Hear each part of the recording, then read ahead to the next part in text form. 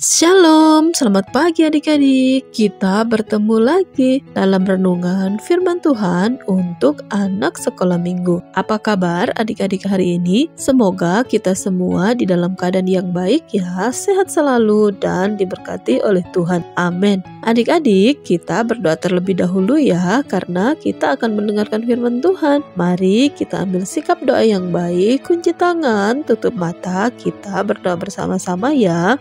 Tuhan Yesus, Allah kami yang baik, kami bersyukur atas semua berkat yang kami rasakan sampai hari ini. Kami sehat dan diberkati oleh Tuhan, bukan karena kekuatan kami, tetapi karena kasih dan anugerah Tuhan saja. Dan saat ini kami akan mendengarkan firman Tuhan. Biarlah firman Tuhan itu yang selalu menjadi kekuatan kami. Berfirmanlah Tuhan, kami sudah siap untuk mendengarkan. Dalam nama Tuhan Yesus kami berdoa. Haleluya. Amin. Renungan firman Tuhan kita hari ini diambil dalam kitab Kejadian pasal yang ke-41 ayat 1 sampai ayat yang ke-36. Mimpi Firaun.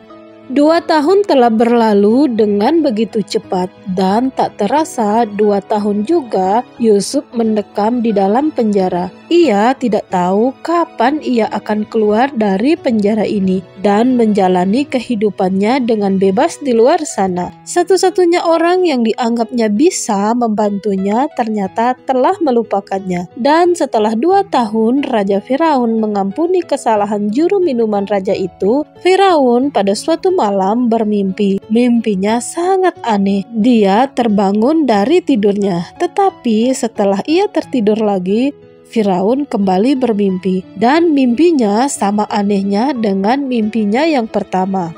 Firaun sangat gelisah. Ia begitu terganggu dengan mimpi-mimpinya itu, sehingga keesokan paginya Firaun memanggil semua ahli dan orang-orang bijak yang ada di Mesir, yang biasanya membantunya untuk mengambil keputusan dan berbagai masalah yang ada dalam kerajaannya. Ketika Firaun menceritakan mimpinya itu kepada mereka, sayangnya tak satu pun dari mereka yang bisa menjelaskan kepada Firaun makna dari mimpi-mimpinya itu.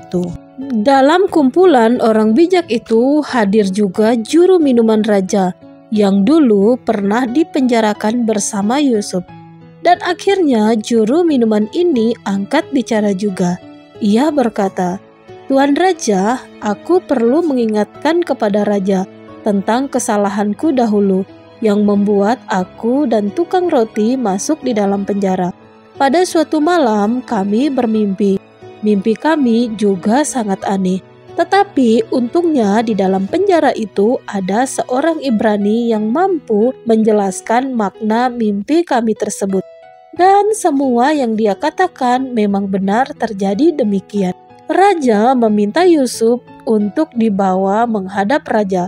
Setelah Yusuf mengganti pakaian, ia membersihkan dirinya karena dia akan menghadap raja. Setelah Yusuf bertemu dengan raja, raja berkata kepada Yusuf, "Telah kudengar tentangmu. Kamu bisa menjelaskan arti mimpi seseorang. Tadi malam aku bermimpi, mimpi yang sangat aneh, dan semua orang yang ada di sini tidak dapat menjelaskan arti mimpiku itu." Yusuf menjawab, "Bukan aku ya Tuan, melainkan Tuhan sendiri yang akan menjelaskan kepada kita apa arti dari mimpi tuanku itu." Firaun menjelaskan mimpinya. "Mimpiku itu yang pertama adalah, aku sedang berdiri di tepi sungai Nil. Aku melihat 7 ekor lembu gemuk dan sehat keluar dari sungai Nil. Mereka sedang makan rumput di tepi sungai Nil itu. Tetapi kemudian aku melihat lagi 7 ekor lembu yang buruk, kurus, dan sakit-sakitan. Lembu-lembu yang kurus itu memakan lembu-lembu yang gemuk tadi, namun tidak ada perubahan sama sekali dengan lembu yang kurus itu. Mereka tetap kurus dan sakit-sakitan. Lalu terjagalah aku. Pada saat aku kembali tertidur, aku bermimpi lagi. Kali ini aku tidak melihat lembu-lembu lagi, namun aku melihat tangkai gandum dengan 7 bulirnya yang baik, gemuk, dan berisi sangat indah. Namun kemudian muncul 7 bulir gandum lagi.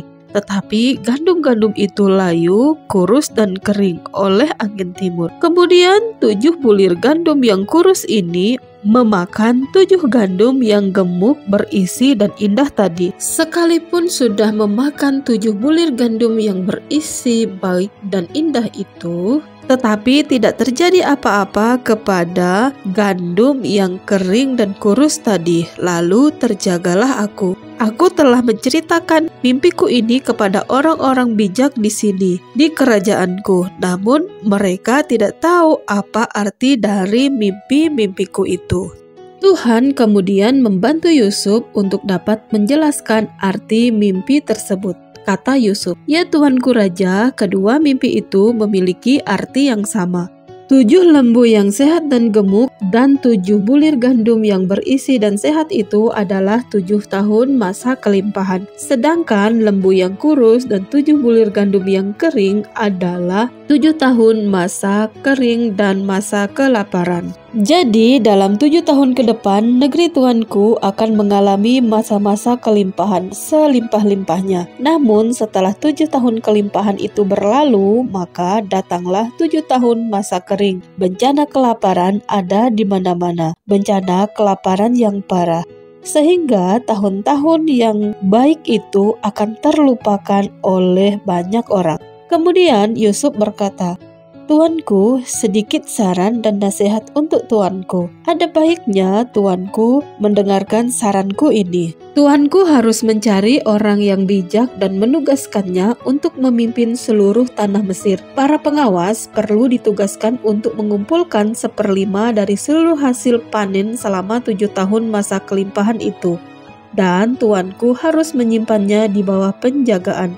Dengan begitu, tuanku akan memiliki persediaan makanan ketika 7 tahun masa kering dan kelaparan itu melanda negeri ini." Usul dan saran dari Yusuf itu dipandang baik oleh Raja Firaun. Demikianlah adik-adik kisah Yusuf yang menjelaskan arti mimpi Firaun. Yusuf adalah seorang yang dikaruniakan Tuhan kemampuan untuk dapat mengartikan arti mimpi seseorang. Yusuf memakai karunia-Nya itu untuk melayani Tuhan. Ketika orang memujinya, Yusuf selalu berkata, "Bukan aku, tetapi Tuhan yang mengaruniakannya kepadaku." Yusuf tidak sombong. Yusuf tahu siapa dirinya, semua karena kemurahan Tuhan saja. Apakah karunia dan talenta pemberian Tuhan kepada adik-adik? Pakailah itu untuk memuliakan Tuhan ya, jangan menjadi sombong dan jangan menjadi angkuh. Mari kita berdoa untuk firman Tuhan yang sudah kita dengarkan. Tuhan Yesus, hari ini kami sangat bersyukur karena kami masih diberikan kesempatan untuk mendengarkan firman Tuhan. Tanamkanlah firman-Mu itu di dalam hati kami. Biarlah kami selalu belajar dari kebenaran firman Tuhan yang kami dengar. Dalam nama Tuhan Yesus kami berdoa mengucap syukur. Haleluya. Amin.